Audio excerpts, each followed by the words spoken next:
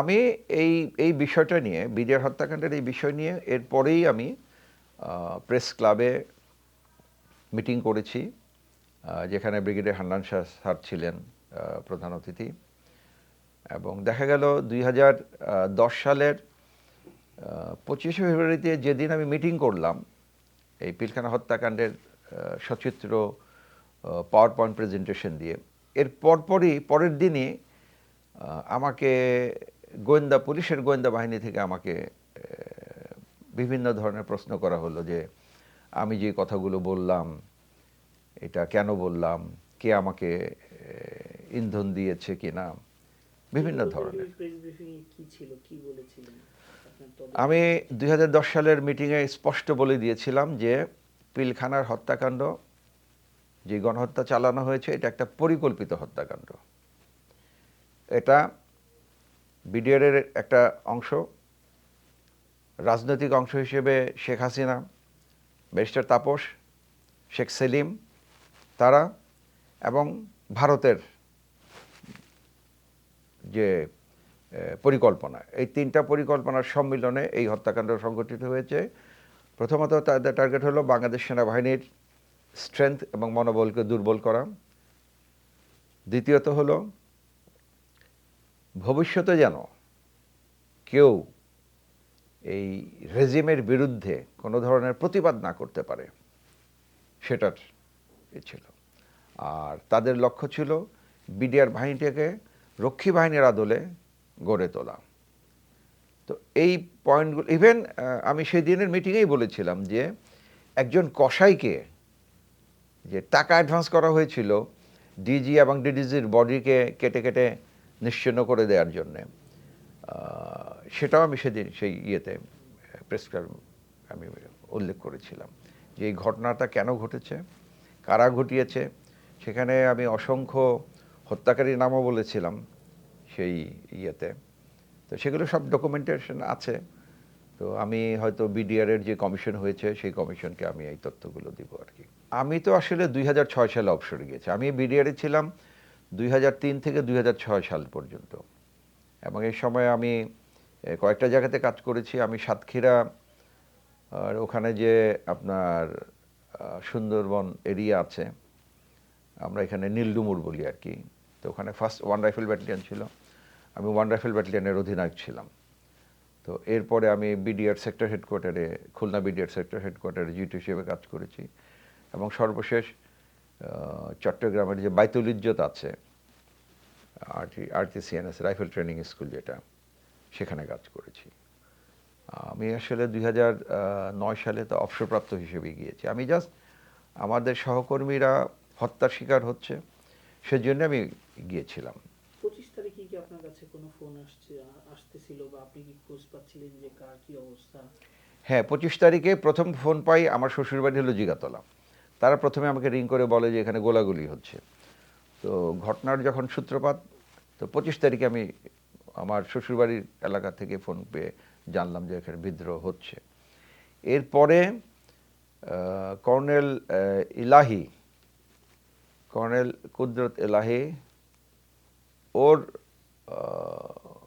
যে কিনা এরশাদের ভাগনা, তো ওর ছেলে আমার মেয়ের ক্লাসমেট।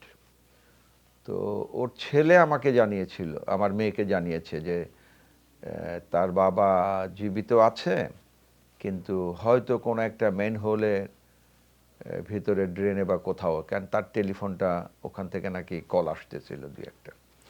আমি আসলে 27 তারিখে সেই সূত্র ধরে আমি ওখানে গিয়েছিলাম যে মেন হোলে, কোন একটা মেন হোলে তার ছেলে বারে বারে বলছিল যে কোন একটা মেন হোলে নাকি তার বাবা আছে লুকিয়ে, সেখান থেকে উদ্ধার করার জন্য আর কি। 25 তারিখে দুপুরের দিকে আমরা প্রথম জানতে পেলাম টিভির মারফত যে ওখানে কর্নেল মুজিব আর কর্নেল এনায়েত দুজনের ডেড বডি পাওয়া গেল হাজারীবাগের ওখানে ড্রেন থেকে।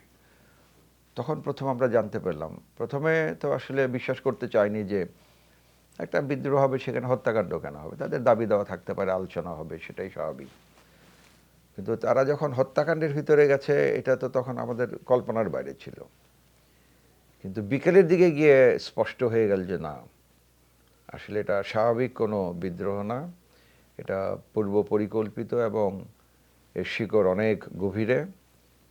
এবং এখানে তখন বোঝার চেষ্টা মানে বুঝতে পারলাম যে এখানে সরকারেরও মদত আছে, কারণ এই ধরনের একটা ঘটনাকে নির্মূল করতে হলে খুব বেশি সময় লাগে না। এখানে একটা স্পষ্ট একটা জিনিস বলি আপনাকে, একটা ঘটনা বলে রাখছি। 25 তারিখে প্রথম যখন আমি ঘটনাটা শুনি, অ্যারাউন্ড 9:30টার দিকে, শোনার সঙ্গে সঙ্গেই আমি একজন আমার এই খুব ঘনিষ্ঠ গোপালগঞ্জের একজন মেজর জেনারেল অবসরপ্রাপ্ত, ওনাকে সাথে সাথে আমি ফোন করি। ফোন করে আমি প্রথম স্যারকে বললাম যে স্যার আপনি ইমিডিয়েটলি প্রাইম মিনিস্টারের সাথে কথা বলেন, প্রাইম মিনিস্টারকে বলে আপনি ওনাকে একটু রিকোয়েস্ট করেন উনি এই মুহূর্তেই যেন টেলিভিশনে চলে আসে। কারণ আমার ধারণা আছে যে এই ধরনের সেনা বিদ্রোহ ঘটলে এর নৃশংসতা কত হতে পারে। তো আমি ওই আশঙ্কা থেকেই ওনাকে রিকোয়েস্ট করলাম যে স্যার আপনি এখনই কথা বলেন প্রধানমন্ত্রীর সাথে, বলে প্রধানমন্ত্রীকে এখনই টিভিতে আসতে বলেন। এসে উনি শুধু দুটা ঘোষণা দিবেন। প্রথম ঘোষণা দিবেন যে আমি আমার সেনাবাহিনীকে পিলখানার এই ঘটনার জন্য অপারেশন করার অর্ডার দিয়েছি, তারা 1 ঘন্টা পরেই পিলখানার ভেতরে ট্যাঙ্ক নিয়ে অপারেশনে যাবে। কিন্তু ঠিক দ্বিতীয়টা হলো এই মুহূর্তে কারা বিদ্রোহ করেছে কারা করেনি এটা আমি জানতে পারছি না। আমি যতটুকু জানতে পেরেছি খুব অল্প সংখ্যক বিডিআর সৈনিক বিদ্রোহ করেছে। তো সেই জন্যে সাধারণ বিডিআর সৈনিকদের প্রতি আমার আহ্বান, প্রাইম মিনিস্টারকে বলতে বলেছি যে তোমরা এখন পিলখানা থেকে বের হয়ে আবাহনী মাঠে জড়ো হও অথবা ঢাকা ইউনিভার্সিটির মাঠে জড়ো হও।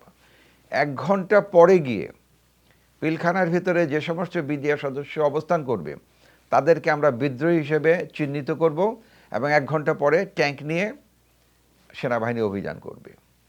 তো এই মেসেজটা দিয়ে আমি ওই জেনারেল স্যারকে অনুরোধ করলাম। উনি এর ঠিক 5 মিনিট পরে আমাকে জানালো যে হ্যাঁ আমি আসলে চেয়েছিলাম, কিন্তু আমি কর্নেল ফারুক খান স্যারকে পেয়েছি। Colonel Faruk Khan sir prime মিনিস্টারের সাথে বসা আছে এবং আমি ওনাকে বলছি যে প্রাইম মিনিস্টার নাকি জিনিসটা দেখছেন। আপনি একটা জিনিস খেয়াল করেন, আমি যে এই ঘটনাটার সাথে সাথে বললাম, প্রধানমন্ত্রী কিন্তু এই কাজটাই করলেন 26 তারিখে গিয়ে টিভিতে ভাষণ দিলেন এবং 26 তারিখে বললেন যে এই অপারেশনটা হবে। কিন্তু সেই জেনারেল গোপালগঞ্জের জেনারেল এখনও জীবিত আছেন, এখনও উনি জীবিত আছেন। শেখ হাসিনা যদি সেই দিন সাথে সাথে এই ঘোষণাটা দিত, কোনো ধরনের হত্যাকাণ্ড ঘটার সুযোগ ছিল না। কারণ বিডিআর সেনাবাহিনীকে অপোজ করে এই ধরনের একটা ঘটনা ঘটাবে এটা সম্ভবপরই ছিল না।